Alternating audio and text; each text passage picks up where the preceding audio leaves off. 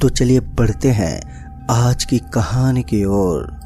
दोस्तों, भारतीय संस्कृति में शमशान घाट को भगवान शिव का स्थान बताया जाता है, लेकिन कभी कभी हमारी सोच गलत साबित हो जाती है और हम ऐसे नज़ारे को देख लेते हैं जिसके बाद हमें समझ में नहीं आता कि आखिर सच में वहाँ पर भगवान है या फिर भूत। आज मैं आपको एक ऐसी कहानी के बारे में बताने जा रहा हूँ जो शमशान घाट से ताल्लुक़ रखती है। दोस्तों, लखनऊ अपनी शान शौकत, तमीज़ और तहजीब के लिए मशहूर है, लेकिन लखनऊ की कुछ जगहें बहुत ही डरावनी हैं जहाँ पर किसी की जाने की हिम्मत नहीं होती है। यहाँ की भूत प्रेत की कहानियाँ सिर्फ कहानी नहीं है, बल्कि लोगों ने खुद इन जगह पर पैरानॉर्मल एक्टिविटी को महसूस किया है। ऐसा ही एक हादसा मशहूर है लखनऊ के एक शमशान घाट का, जिसके बारे में आज भी लोग जब जिक्र करते हैं तो उनके रोंगटे खड़े हो जाते हैं। तो चलिए जानते हैं आखिर किस तरह का ये हादसा है। ये साल 2007 की बात है जब विनय ने एक भयानक हादसे से सामना किया था। तो दोस्तों, आगे की कहानी मैं आपको विनय के पॉइंट से सुनाऊंगा। दोस्तों, ये कहानी तब की है जब मेरे दादाजी बहुत ही बीमार चल रहे थे।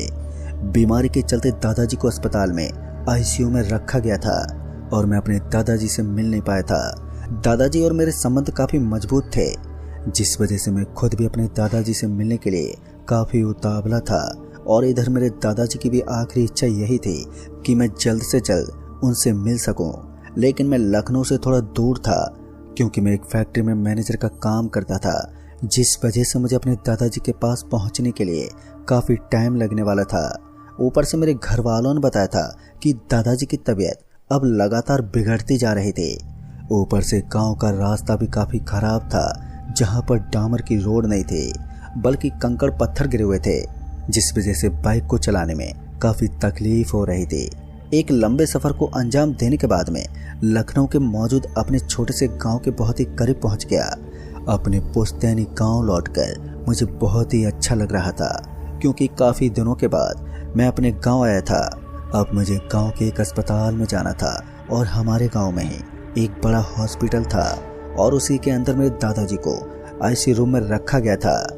इसलिए मैं जल्दी से जल्दी अपने दादाजी के पास जाना चाहता था। मैंने बाइक की स्पीड को थोड़ा तेज कर दिया और ऊपर से ठंड की वजह से मेरे हाथ पैर भी ठुठर गए थे। ऐसा लग रहा था कि मेरे हाथ पैर सुन्न पड़ गए हैं और अब उनके अंदर खून चलना बंद हो गया था। हालांकि मेरा पूरा बदन ही ठंडा हो गया था, लेकिन हाथों को कुछ ज़्यादा ही सर्दी लग रही थी। और तभी ना जाने कहां से एक उखड़ा हुआ पत्थर मेरी बाइक के टायर में लग गया और मेरी बाइक डगमगाने लगी थी। फिर उसके बाद मेरा कंट्रोल खो गया और मैं धड़ाम से सड़क पर नीचे गिर पड़ा। दोस्तों, ये सब इतनी जल्दी में हुआ कि मैं कुछ भी समझ नहीं पाया। और उसके बाद जब मैं उठा तो मैंने देखा कि मेरी बाइक का पहिया पंचर हो चुका था। ऊपर से मेरे हाथ पैर में भी बहुत ही ज़्यादा चोट आई थी। वैसे भी ठंड जैसे माहौल में जब हमारा शरीर पत्थर से टकराता है तो हमें कितना दर्द होता है, ये सब बताने की ज़रूरत ही नहीं होती। मेरे जिस्म के अलग अलग भागों पर चोट आई थी, लेकिन इस समय मुझे अपने दादाजी से मिलने का एक अलग ही उतावलापन पैदा हो गया था। इसलिए मैं अपनी बाइक को छोड़कर पैदल भी निकल सकता था। पहले तो मैंने अपनी बाइक को स्टार्ट करने की बहुत ही कोशिश की, लेकिन पता नहीं सड़क पर गिरने के बाद उसे ऐसा क्या हो गया था कि वो स्टार्ट होने का नाम ही नहीं ले रही थी। इस वक्त जब मैंने फ़ोन निकालकर टाइम देखा तो मैंने पाया कि इस वक्त रात के लगभग 12:30 बज रहे थे। अब ये देखकर मैं तो और भी ज़्यादा हैरान हो गया, क्योंकि इतनी रात को मुझे यहाँ से लेकर जाने वाला भी कोई नहीं था। मुझे समझ में नहीं आ रहा था कि मैं क्या करूँ। मैंने बहुत ही देर तक बाइक को स्टार्ट करने की कोशिश की, मगर मैं नाकाम रहा। लेकिन तभी मुझे ऐसा लगा जैसे कि मेरे पीछे से कोई आ रहा है और उनके बोलने की आवाज़ मुझे सुनाई दे रही है।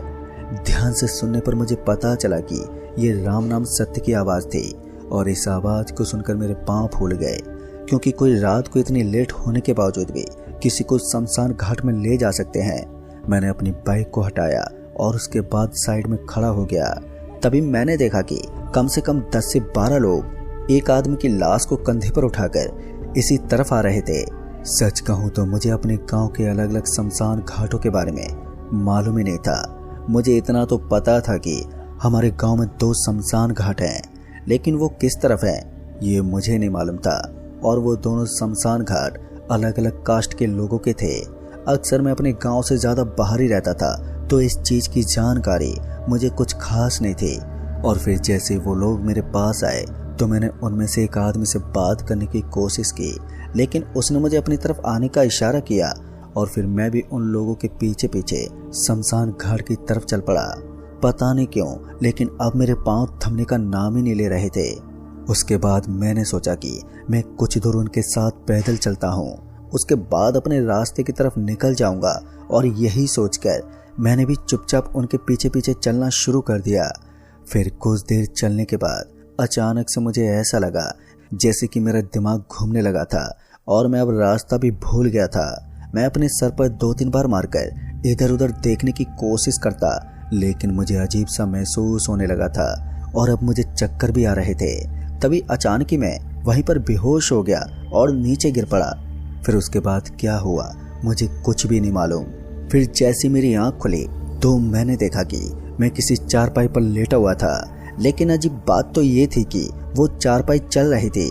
अब ये देखकर मैं फिर से हैरानी में पड़ गया, मगर जैसे मैं उठकर बैठा तो मैंने देखा कि मैं जिस चारपाई के ऊपर बैठा हुआ था वास्तव में वो चारपाई नहीं थी, बल्कि मुझे किसी ने सैया पर लिटा हुआ था और मुझे शमशान घाट की तरफ लेकर जा रहे थे। जब मैंने आजू बाजू में देखा तो मैंने पाया कि कुछ लोग विलाप कर रहे थे और वो जोर जोर से रो रहे थे। अब ये सब देखकर मेरा दिल अंदर से कांप उठा और मुझे पूरी तरह से ये बात समझ में आ गई कि मैं किसी पैरानॉर्मल एक्टिविटी के झांसे में आ गया हूँ। अब पता नहीं मेरे साथ क्या होने वाला था, पर मैंने जैसे नीचे उतरने की कोशिश की तो मुझे ऐसा लगा जैसे कि मेरा शरीर उस सैया से चिपक गया था। मैंने कोशिश तो की, लेकिन मैं वहीं का वहीं बैठा रह गया। फिर थोड़ी देर के बाद उन लोगों ने मुझे नीचे उतार दिया और फिर करीब 10 से 12 लोग इधर से उधर लकड़ियां उठाने के लिए जाने लगे। दोस्तों, इस वक्त मैं समझ गया था कि आज मुझे जिंदा जलाने की कोशिश की जा रही है और तभी उन लोगों ने मुझे एक चिता पर लिटा दिया। मुझे समझ में नहीं आ रहा था कि आखिर मैं चाहकर भी अपने शरीर इधर उधर हिला क्यों नहीं पा रहा हूँ। तब तक उनमें से एक आदमी मेरे पास आया और बोला, तुम अपनी आखिरी सांसों को गिन रहे हो, अगर तुम्हारी कोई आखिरी इच्छा है तो तुम हमारे सामने जाहिर कर सकते हो। अब उसकी बात सुनकर मैं दंग रह गया, क्योंकि मुझे लगा था कि शायद ये लोग मुझे मरा हुआ समझ रहे थे, लेकिन जब मुझे पता चला कि इन सभी को पता है कि मैं एक जिंदा इंसान हूँ तो फिर मैं और भी ज्यादा घबरा गया। मैंने उस आदमी को जब करीब से देखा तो मैंने पाया कि उसकी आंखें लाल थी और उसके दांत भी लंबे लंबे थे। मुझे समझने में ज्यादा समय नहीं लगा कि ये वैम्पायर जैसे कुछ भूत प्रेत थे। ये पैरानॉर्मल एक्टिविटी काफी जानलेवा थी। अब मेरे मन ही मन हनुमान चालीसा का पाठ चल रहा था। ये एक ऐसा मंत्र है जो कि इंसान को किसी भी मुसीबत से मुक्त कर देता है।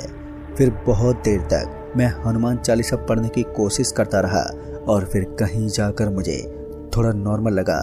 जैसे ही मुझे लगा कि मैं अपना शरीर अब कंट्रोल में कर सकता हूँ तो मैंने आओ देखा ना ताओ और तुरंत ही उस चिता से उठकर वहां से भागने लगा। लेकिन भगवान का नाम जपने से इतनी जल्दी सब कुछ कहाँ ठीक होने वाला था। अभी तो पिक्चर पूरी बाकी थी। अभी मैं सरपट भागते हुए उस शमशान घाट के रास्ते से निकलने वाला था कि फिर अचानक मुझे वही दृश्य देखने को मिला। दरअसल मैंने देखा कि कुछ लोग एक आदमी के शव को लेकर शमशान घाट की तरफ बढ़ रहे थे। फिर मैं समझ गया था कि इस आदमी के साथ भी यही हो रहा है जो अभी अभी मेरे साथ हुआ था। लेकिन तभी मेरा पैर किसी गड्ढे जैसी चीज में पड़ा और मैं सीधा नीचे चला गया। और जैसे मैं नीचे की तरफ गया तो मैंने देखा कि वहां पर एक बहुत ही गहरी सुरंग बनी हुई थी। इस सुरंग सी जगह के अंदर मुझे मकड़ियों के बड़े बड़े जाले और कचरा ही कचरा फैला हुआ दिखाई दे रहा था। उस जगह को देखकर मुझे घबराहट होने लगी, क्योंकि इस तरह की डरावनी जगह पर मैं अपनी जिंदगी में पहली बार आया था और तो और वहां से निकलने का भी कोई रास्ता नजर नहीं आ रहा था। तभी मुझे वहां पर 2 दरवाजे नजर आने लगे। एक के ऊपर क्रॉस का निशान बना हुआ था तो दूसरे दरवाजे के ऊपर शमशान घाट लिखा हुआ था। शायद इन दोनों दरवाजों को खोलने पर मुझे कोई खतरा ही मिलने वाला था। और जब मैंने ऊपर की ओर देखा तो वहां पर एक गड्ढा तो बना हुआ था, लेकिन अब ऊपर चढ़ पाना मेरे लिए नामुमकिन था, क्योंकि उसकी ऊंचाई करीबन 20 फुट से भी ज्यादा थी। इससे पहले कि मैं वहां से निकल पाता कि तभी मुझे किसी के खांसने की आवाज़ सुनाई दी और इस आवाज़ को सुनते ही जब मैंने मुड़कर देखा तो मैंने पाया कि एक 80 साल का बुढ़ा सा आदमी अपने हाथ में लकड़ी लिए मेरी तरफ आ रहा था। अब उस आदमी को देखकर मैं फिर से डर गया और अपने पैरों को पीछे की तरफ घसीटने लगा। तभी उस आदमी ने कहा, बेटा डरो मत, मैं तुम्हें कोई नुकसान नहीं देने वाला। अब उसकी बात सुनकर मेरे अंदर जो घबराहट बनी हुई थी वो हल्की सी कम हो गई थी।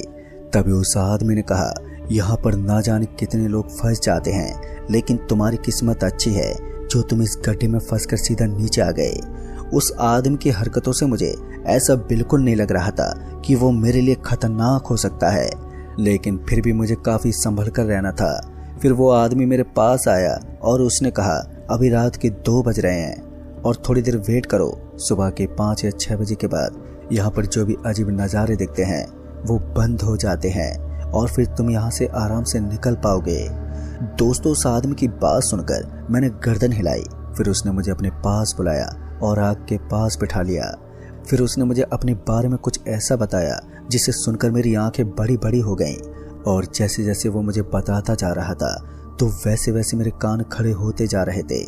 उसकी कहानी को सुनकर मेरा दिल कांप गया था।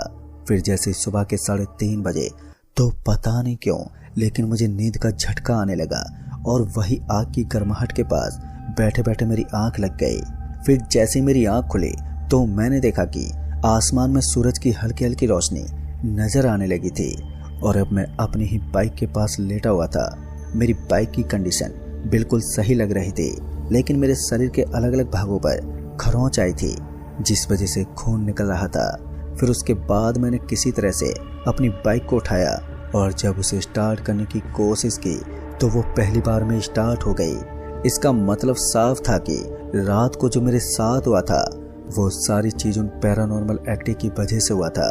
फिर मैं किसी तरह से अपने घर पहुंच गया, लेकिन तब तक मेरे दादाजी की मौत हो चुकी थी। पर इस बात ने मुझे कुछ इस तरह से सहमा दिया था कि मैं उस शौक से आसानी से उभर नहीं पाया और लगातार 12 दिन तक इसी तरह दुख में रहा।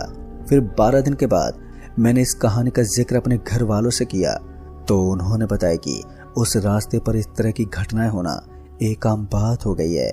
आप तो किस्मत वाले हो जो वहां से बचकर निकल गए। तो दोस्तों, इस कहानी में बस इतना ही। कहानी आपको पसंद आई हो तो वीडियो को लाइक शेयर कमेंट जरूर कर दें। तो मैं जल्दी मिलूंगा ऐसे एक और नई कहानी के साथ। तब तक के लिए बाय एंड टेक केयर।